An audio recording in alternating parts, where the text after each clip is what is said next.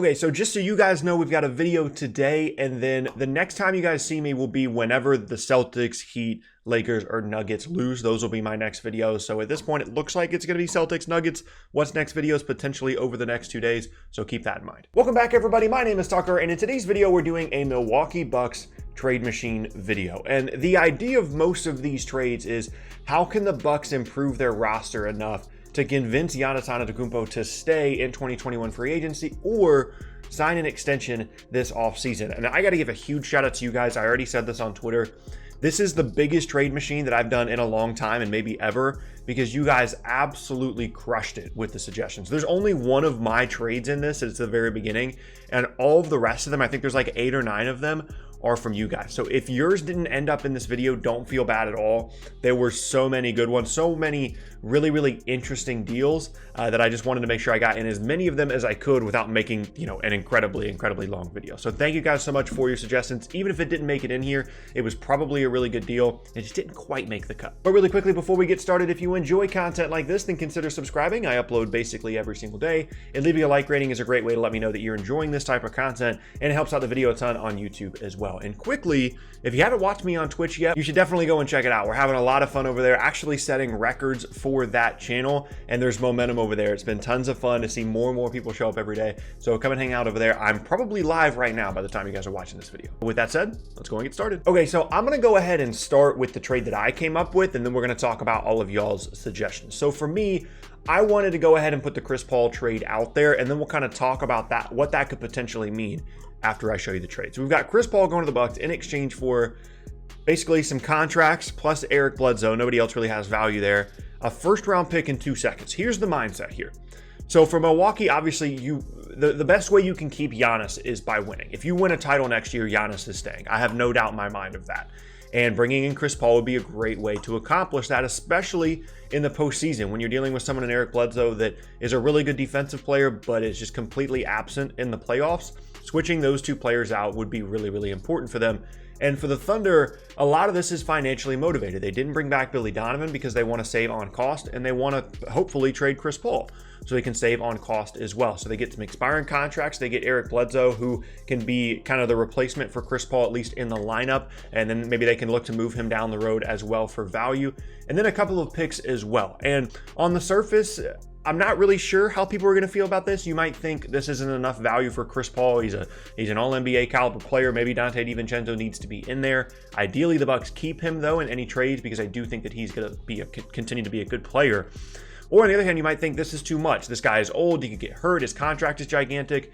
So I try to kind of find a middle ground here between salary cap relief and a couple of assets for the Thunder, while the Bucks really try and push to win a lot of games and hopefully a championship with Chris Paul there in Milwaukee. The only reason I think this might not work, not the trade specifically, but bringing in Chris Paul to Milwaukee, is maybe a personality issue here, because Chris Paul, as good of a player as he is, can rub some people the wrong way. That's not what you want around Giannis, but still, I think it's an interesting deal. Next up, we've got Joshua, who says that the Bucks will receive Derrick Rose and Aaron Gordon, the Pistons will receive Ersan Ilyasova and a first-round pick via Indiana, and the Magic will receive Eric Bledsoe, Donte DiVincenzo, and a first-round pick lottery protected. Okay, so let's go through this team by team. So for the Bucks, it's another Eric Bledsoe trade where you're getting rid of him and you're getting someone in exchange in Derrick Rose at the guard position that you hope can not only be a better scorer, but can also help this team more in the postseason offensively than Eric Bledsoe has. Obviously, there's a significant defensive gap between those 2 players, but that's the goal. And you're also getting Aaron Gordon, who is an interesting piece for this roster specifically,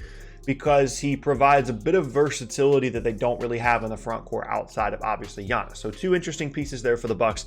The Pistons are getting salary cap, or they're getting expiring contract, and a first-round pick in exchange for Derrick Rose, which is good value, I think, considering Rose is going to be a free agent next offseason anyway. And then the Magic are getting Eric Bledsoe, DiVincenzo, and a protected first-round pick in exchange for Aaron Gordon, which I think is really good value. Even if you're not a huge Eric Bledsoe fan, he's still a solid player, could potentially be moved down the road. I like DiVincenzo, and the pick is probably only going to be a late first-round pick anyway, but still, that's pretty solid value and a move that I think the Magic would at least kind of consider, even though, Aaron Gordon can still be a really good player moving forward. My issues with this here are the Aaron Gordon fit in Milwaukee. Do they need a front court player like that hasn't proven to be a great shooter? And even as much as I don't like Eric Bledsoe specifically in the playoffs, the gap in the defensive abilities between him and Derrick Rose is significant, and that would make me nervous. Other than that, I think this is a really nice deal. Okay, next up we have a Wizards trade in which the Bucks are just kind of swinging for the fences here. They're getting Bradley Beal in exchange for Ilyasova, Bledsoe, DiVincenzo, and 3 first-round picks, 1 via Indiana and 2 of which that are their own in 21 and 23. So obviously the idea here is we need more star power in Milwaukee. We need to bring in someone like Bradley Beal. Having a trio, Bradley Beal, Chris Middleton, and Giannis would make us not only, I mean, we've supposedly been the best team in the Eastern Conference for the last 2 seasons, but would raise the ceiling of this group, again, specifically in the postseason. That's why you're seeing Eric Bledsoe in so many of these trades, because he has really struggled in the playoffs. You're trying to get more playoff proven players. There's some alliteration for you. And that's the goal here. So Ilyasova, again, is there for money purposes. Eric Bledsoe, DiVincenzo, and then the 3 picks as well. And you can think of this one of 2 ways. Either you can think, man, 3 first-round picks is a lot for the Bucks to be giving up, considering the 21 and the 23 pick, excuse me, could be a relatively high pick if Giannis ends up leaving. That could be a disaster for them. Or on the other hand, you'd be thinking, man, this is a great deal for the Wizards. They're getting, potentially really good pick down the road. DiVincenzo could be good. But I think on the surface, this isn't enough value for Bradley Beal, because in all likelihood, assuming that this deal goes through, Giannis is probably staying in Milwaukee unless something disastrous happens, which means that these picks aren't going to be all that valuable. And I understand that this is really all that Milwaukee can trade at the moment. They don't really have a ton of other assets outside of this, but I don't think this is enough to get a Bradley Beal trade done, but I'm interested to see what you guys have to say. Okay, next up, we've got a 4-team deal coming from Eduardo, who I believe was in the last Trade Machine video as well. So let's go through this one. Milwaukee receives Jrue Holiday, Josh Richardson, and Norvin Pell, if I'm pronouncing that correctly. The Pelicans receive Eric Bledsoe and 2 picks. The Sixers receive Ilyasova, Lopez, and Buddy Hield. The Kings get Al Horford, Josh Hart, Zaire Smith, and a 2nd-round pick. So here we go team by team. So the Bucks are getting a player in Jrue Holiday that certainly would be incredibly helpful for them as a 2-way player and as a more reliable offensive player than the main asset they're giving up here, which is Eric Bledsoe. Essentially for the Bucks, they're getting Richardson and Holiday, which are 2 really good 2-way players, in exchange for Bledsoe, a couple of picks, and some salaries, which honestly, when you phrase it that way, is a lot of value to be getting in return for just those assets. But as we go throughout this, you'll see that it does kind of make sense team to team. For the Pelicans, I don't know how excited they are about getting Eric Bledsoe, but they do get the picks as well, which can just add to the treasure trove of picks that they have moving forward. And Bledsoe can be flipped again later on down the road.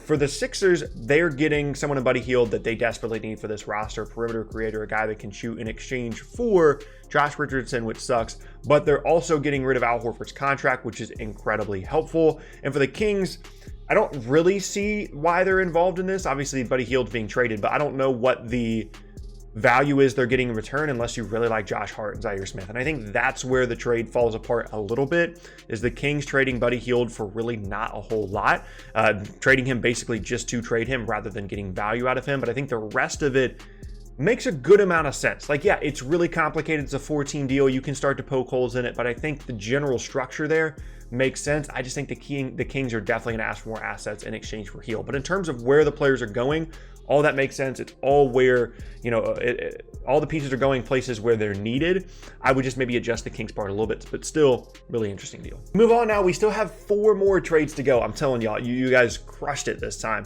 The Bucks are receiving Kevin Love in exchange for Ersan Ilyasova, Robin Lopez, George Hill, DJ Wilson, and a 2nd-round pick. So essentially, the Cavs are salary dumping Kevin Love here and getting a 2nd-round pick, which I don't know if they're there quite yet. There might have to be a 1st-round pick involved here for the Cavs to actually go through with this, but I think they're relatively close to just salary dumping Kevin Love. Obviously, for the Bucks, you're bringing in someone in Kevin Love that can be an all-star caliber player, borderline all-star caliber player, depending on the situation.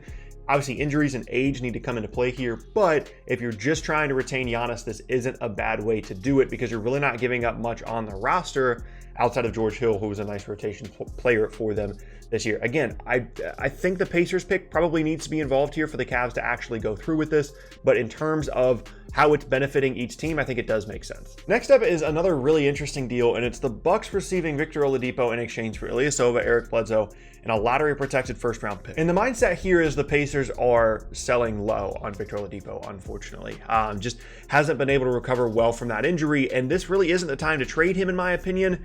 But if they're going to move him, this is probably about the amount of value that they can expect. Some expiring contract in our son Ilyasova. Eric Bledsoe, who again, I keep saying could be flipped for more assets down the road and is still a solid player. And then a lot are protected first. Meanwhile, the Bucks obviously are getting someone in Oladipo that can certainly help them, I think, more than Eric Bledsoe can, assuming he comes back and is healthy.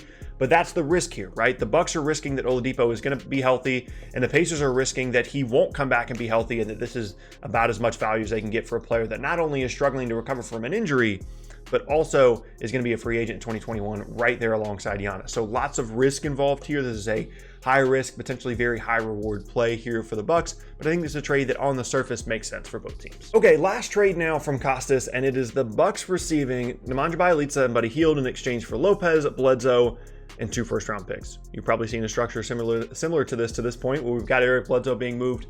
The other part of this, though, that's interesting is Brooke Lopez is involved, who certainly has value as a guy that can space the floor, obviously. I'm not convinced the Bucks would be all that excited about giving him up, and I'm also not sure that the Kings would be all that excited about receiving him, so I'd probably try and adjust that a little bit. I know that contracts need to be matched and things like that, but I think this would make a little bit more sense if it was, you know, Bledsoe, some salary cap filler, and then some picks in exchange for Hield and Bjelica. But again, I don't know how much sense it makes for the Kings to be trading away Buddy Hield in return for a point guard when, you know, De'Aaron Fox is obviously still there, unless they just have to get rid of Buddy Hield at all costs, which I don't think they're there yet.